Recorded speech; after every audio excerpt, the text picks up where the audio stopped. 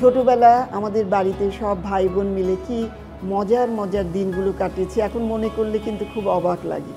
আম্মা আমাদের সবার জন্য এত রান্নাবাড়ি করতেন, কত সময় দিতেন আমাদেরকে, আমাদের পড়াশোনা ঠিকমতো হচ্ছে কি না সেটা আম্মা কিন্তু তদারকি করতেন।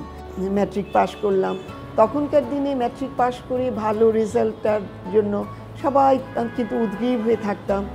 তারপরে কলেজে পড়াশোনা করে বিশ্ববিদ্যালয়ে গেলাম। বিশ্ববিদ্যালয়ে আমি রাজশাহী বিশ্ববিদ্যালয়ে পরিসংখ্যানে পড়তাম। আমি একাই মেয়ে ছিলাম, ছেলের সংখ্যা ছিল অনেক। আর আমার বাসায় আমি কিন্তু একটু পুরনো জিনিসগুলো পছন্দ করি। আমার বাসায় ঢুকতেই ওখানে বারান্দাতেই আমি রেখেছি একটা জাতা। এই জাতাটা আমি নিয়ে এসেছি আমাদের দেশ থেকে, আমার শাশুড়ির বাড়িতে ছিল। আমার কাছে মনে হয়েছে এটা নিয়ে যায়। ঢাকায় তো অনেকে জাতা আমরা দেখিই নাই। তারপরে গ্রিলের সাথে আমি একটা ঝুলিয়ে রেখেছি আমার শ্বশুরের হ্যাঙ্গার, ওর মধ্যে একটু মানি প্ল্যান্ট ঝুলিয়ে দিয়েছি। এটা একদিকে যেমন পুরনো দিনের কিছু জিনিস দেখা যায়, সেই সাথে দেখতেও কিন্তু মোটামুটি ভালোই লাগে। আমার বেশ কিছু ক্যাকটাসের কালেকশন রয়েছে। ক্যাকটাসগুলো অনেকে পছন্দ করেন, অনেকে আবার বলে এত কাটালা গাছ, আসলে যত্ন করার সময় অনেক সময় একটু হাতেও লাগে, কিন্তু কেন যেন আমার ভালো লাগে।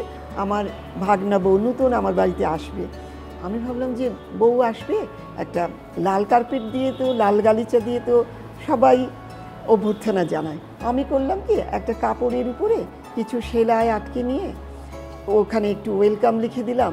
বৌমা যখন আসলো তখন ঢুকি একটা চিৎকার, যে এত এরকম অন্যরকম একটা দিয়ে আমি ঢুকছি। তো এই ধরনের আসলে সেলাই আমার খুব পছন্দ। আমি অবসর সময়ে একটু সেলাই করতে ভালোবাসি, কাজে আমার ঘরটা না আমি একটু সেলাই দিয়েই সাজাই। ঢুকতেই দরজার পাশেই অনেক মেডেল, কাপ এগুলো রয়েছে। এগুলো আমার হাজব্যান্ড প্রফেসর সাহেব খুব খেলাধুলা করতেন, তারই কালেকশন, কিন্তু অনেক কিছু হারিয়েও গেছে, কিন্তু আমি যেটুকু পেয়েছি সেটুকুই রেখেছি।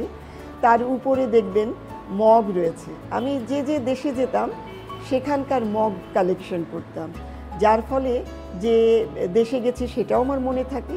তারপর সেই মগের মধ্যে কিছু ছবি রয়েছে, সেটা দেখে একটা স্মৃতিও মনে জাগরিত হয়। আরেকটা মজার ব্যাপার, আমি কিন্তু টেবিল না, কয়েকটা ঝুড়ি রেখে একটা টেবিলের মতো করে রেখেছি।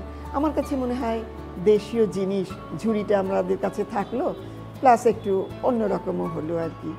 আর আমার মেয়ের সেই ছোটোবেলার আঁকা ছবি আমি কিন্তু রেখে দিয়েছি, সেটাও কিন্তু ড্রয়িং রুমে অনেক দামি একটা পেইন্টিং হয়তো নয়, কিন্তু আমার কাছে এটা খুবই দামি একটা জিনিস।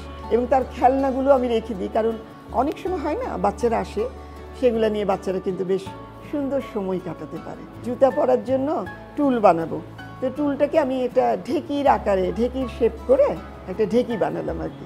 তাতে একটা বাচ্চা সেদিন এসে বলছে এটা ওই জিনিস যেটা ওকে বোঝানো হলো যে ধান থেকে চাল করার সময় এটা ব্যবহার করা হতো।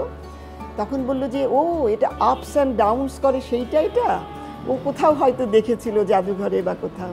আসলে ঢেকিটাও এখন আমাদের কাছে খুব দুর্লভ হয়ে গেছে। একটা মানি প্ল্যান্ট রেখেছি, ওটা একটা সাইকেলের আকার।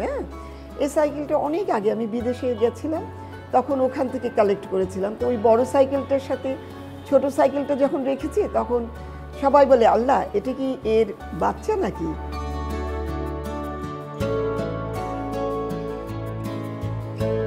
ঘরে যা আছে সেগুলো দিয়েই সাজায়। আমার শাশুড়ির একটা বাটি, তার উপরে মা অজু করতেন একটা বদনা। বদনাটাও কিন্তু এখন আমরা ভুলতেই বসেছি, কারণ আমরা বেসিনে মুখ ধুই, বেসিনে অজু করি। তো মার সেই বদনাটা রেখেছি, বদনার উপরে হয়তো একটা ঘড়ি রেখেছি, এভাবে সাজিয়েছি।